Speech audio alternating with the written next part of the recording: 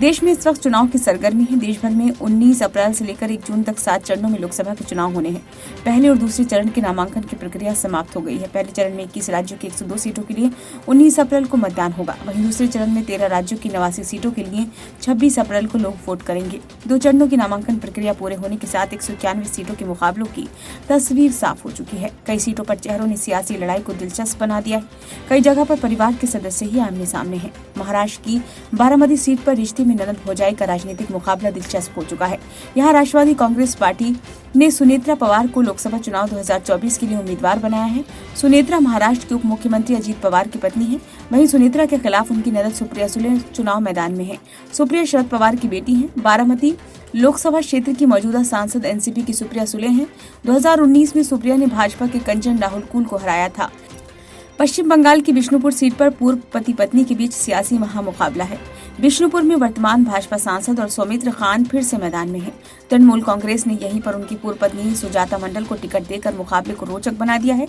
पिछले लोकसभा चुनाव में सौमित्र खान ने तृणमूल कांग्रेस के उम्मीदवार श्यामलाल संतरा को शिकस्त दी थी।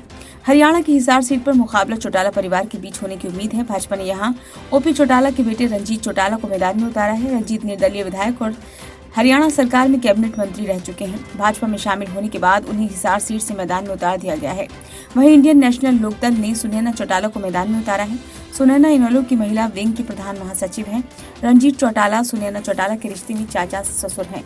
जेजेपी यानी जन नायक जनता पार्टी भी हिसार सीट से ओम प्रकाश चौटाला की एक और बहू नैना चौटाला को मैदान में उतारने की तैयारी में है। पूर्व उप मुख्यमंत्री दुष्यंत चौटाला की मां नैना बाढ़रा चौटाला सीट से विधायक हैं।